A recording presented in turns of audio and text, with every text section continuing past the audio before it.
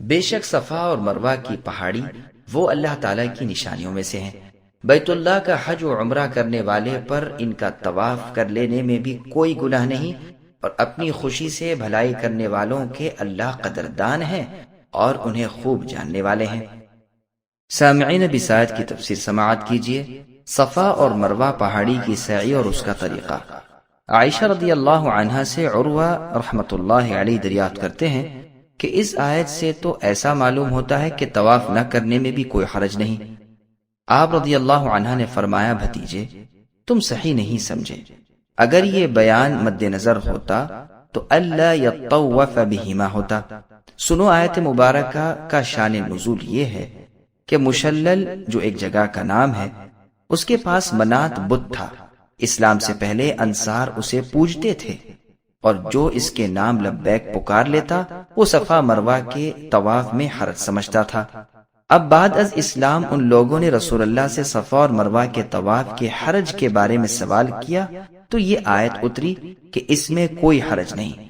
پھر رسول اللہ صلی اللہ علیہ وسلم نے صفا اور مروہ کا طواف کیا، اس لیے مسنون ہو گیا اور کسی کو ہمت نہ ہوئی کہ اسے ترک کر دے۔ یہ روایت بخاری اور مسلم کی ہے۔ ابو بکر ابن عبد الرحمن رحمہ اللہ نے جب یہ روایت سنی تو وہ کہنے لگے کہ بے شک یہ علمی بات ہے، میں نے تو اس سے پہلے یہ سنی ہی نہ تھی۔ بعض اہل علم فرمایا کرتے تھے کہ انصار رضی اللہ عنہم نے کہا تھا کہ ہمیں بیت اللہ کے طواف کا حکم ہے، صفا اور مروہ کے طواف کا نہیں۔ اس پر یہ آیت اتری۔ ممکن ہے اس کے شان نزول یہ دونوں ہوں۔ انس رضی اللہ عنہ فرماتے ہیں کہ ہم صفا اور مروہ کے طواف کو جاہلیت کا کام جانتے تھے اور اسلام کی حالت میں اس سے بچتے تھے، یہاں تک کہ یہ آیت نازل ہوئی۔ یہ تمام روایتیں بخاری اور مسلم کی ہیں۔ بخاری اور مسلم کی ایک روایت میں ہے، ابن عباس رضی اللہ عنہما سے مروی ہے کہ ان دونوں پہاڑوں یعنی صفا اور مروہ کے درمیان بہت سے بت تھے اور شیاطین رات بھر اس کے درمیان گھومتے رہتے تھے۔ اسلام کے بعد لوگوں نے رسول اللہ سے یہاں کے طواف کی بابت مسئلہ دریافت کیا، جس پر یہ آیت اتری۔ اساف بت صفا پر تھا اور نائلہ مروہ پر۔ مشرک لوگ انہیں چھوتے اور چومتے تھے۔ اسلام کے بعد لوگ اس سے الگ ہو گئے، لیکن یہ آیت اتری جس سے یہاں کا طواف ثابت ہوا۔ سیرت محمد ابن اسحاق میں ہے کہ اساف اور نائلہ دو مرد و عورت تھے۔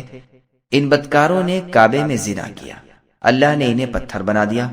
قریش نے انہیں کعبے کے باہر رکھ دیا تاکہ عبرت ہو، لیکن کچھ زمانے کے بعد ان کی عبادت شروع ہو گئی اور صفا و مروہ پر لا کر نصب کر دیے گئے اور ان کا طواف شروع ہو گیا۔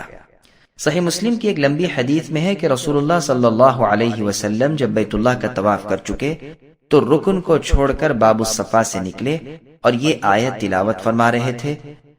پھر فرمایا، میں بھی شروع کروں گا اس سے جس سے اللہ تعالیٰ نے شروع کیا۔ ایک روایت میں ہے کہ رسول اللہ نے فرمایا، تم شروع کرو اس سے جس سے اللہ نے شروع کیا، یعنی صفا سے چل کر مروہ جاؤ۔ حبیبہ بنت جدزہ رضی اللہ عنہ فرماتی ہیں، میں نے رسول اللہ صلی اللہ علیہ وسلم کو دیکھا، آپ صفا مروہ کا طواف کر رہے تھے، لوگ آپ کے آگے آگے تھے اور آپ ان کے پیچھے تھے۔ آپ قدرے دوڑ لگا رہے تھے اور اس کی وجہ سے آپ کا تہبند آپ کے ٹخنوں کے درمیان ادھر ادھر ہو رہا تھا، اور زبان مبارک سے فرماتے جاتے تھے، لوگوں دوڑ کر چلو، اللہ تعالیٰ نے تم پر سعی لکھ دی ہے۔ یہ روایت مسند احمد کی ہے۔ اسی کی ہم معنی ایک اور روایت بھی ہے جس کو امام احمد نے روایت کیا ہے۔ یہ حدیث دلیل ہے ان لوگوں کی جو صفا اور مروہ کی سعی کو حج کا رکن جانتے ہیں، جیسے امام شافعی رحمہ اللہ اور ان کے موافقین کا مذہب ہے۔ امام احمد رحمہ اللہ سے بھی ایک روایت اسی طرح کی ہے۔ امام مالک رحمہ اللہ کا مشہور مذہب بھی یہی ہے۔ بعض اسے واجب تو کہتے ہیں لیکن حج کا رکن نہیں کہتے۔ اگر عمدن یعنی جان بوجھ کر یا سہون یعنی بھولے سے کوئی شخص اسے چھوڑ دے تو ایک جانور ذبح کرنا پڑے گا۔ امام احمد رحمہ اللہ سے ایک روایت اسی طرح مروی ہے اور ایک اور جماعت بھی یہی کہتی ہے، اور ایک قول میں یہ مستحب ہے۔ امام سفیان ثوری، شعبی، ابن سیرین رحمہم اللہ یہی کہتے ہیں۔ انس، ابن عمر اور ابن عباس رضی اللہ عنہم سے بھی یہی مروی ہے کہ یہ مستحب ہے۔ امام مالک رحمہ اللہ سے عتیبہ میں بھی روایت ہے۔ ان کی دلیل ہے فَمَن تَطَوَّعَ خَيْرًا، لیکن پہلا قول ہی زیادہ راجح ہے۔ کیونکہ رسول اللہ نے خود صفا مروہ کا طواف کیا اور فرمایا احکام حج مجھ سے سیکھ لو۔ اس حدیث کو امام مسلم نے روایت کیا ہے۔ پس آپ نے اپنے اس حج میں جو کچھ کیا ہے وہ واجب ہو گیا، اس کا کرنا ضروری ہے۔ اگر کوئی کام کسی خاص دلیل سے وجوب سے ہٹ جائے تو اور بات ہے، واللہ اعلم۔ علاوہ ازیں حدیث میں آیا ہے کہ اللہ تعالیٰ نے تم پر سعی لکھ دی، یعنی فرض کر دی۔ غرض یہاں بیان ہو رہا ہے کہ صفا اور مروہ کا طواف بھی اللہ تعالیٰ کے شرعی احکام میں سے ہے جو ابراہیم علیہ السلام کو بجاوری حج کے لیے سکھایا تھا۔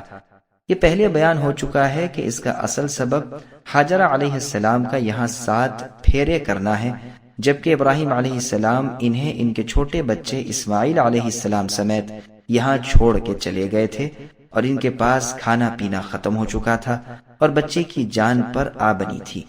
تب حاجرہ علیہ السلام نہایت بے قراری، بے بسی، ڈر، خوف اور اضطراب کے ساتھ ان پاک پہاڑوں کے درمیان اپنا دامن پھیلائے اللہ سے بھیک مانگتی پھر رہی تھیں، یہاں تک کہ آپ کا غم و ہم، رنج و کرب، تکلیف و دکھ دور ہوا۔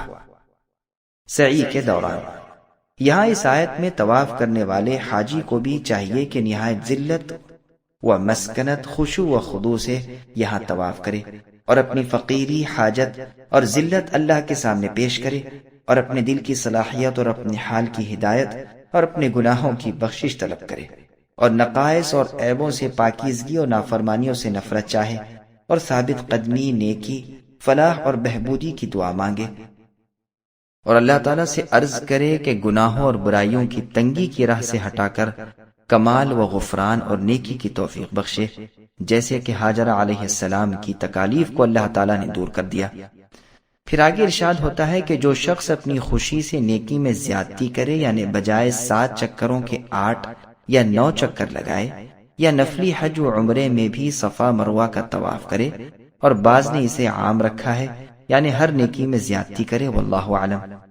پھر آگے اللہ نے فرمایا اللہ تعالیٰ قدردان اور علم والے ہیں، یعنی تھوڑے سے کام پر بڑا ثواب دیتے ہیں اور جزا کی صحیح مقدار کو جانتے ہیں، نہ تو وہ کسی کے ثواب کو کم کرے، نہ کسی پر ذرا برابر ظلم کرے، ہاں نیکیوں کا ثواب بڑھا کر عطا فرماتے ہیں اور اپنے پاس سے اجر عظیم عنایت فرماتے ہیں۔ فالحمد والشکر للہ، بس تعریف بھی اللہ ہی کے لیے اور شکر بھی اللہ ہی کا۔ لیکن یہاں یہ بات ملحوظ رہے کہ وہی نیکیاں اور وہی اعمال صالحہ اللہ کے ہاں قابل قبول ہیں جو نبی صلی اللہ علیہ وسلم کے بتلائے ہوئے مبارک طریقے کے مطابق ہو، اور اللہ تعالیٰ کی خوشنودی اور اللہ کے عذاب سے بچنا مقصود ہو۔ سبسکرائب کیجئے ہمارے چینل اور دبائیے بیل کا آئیکن تاکہ آپ کو ریگولر نوٹیفیکیشن اپڈیٹس مل سکے۔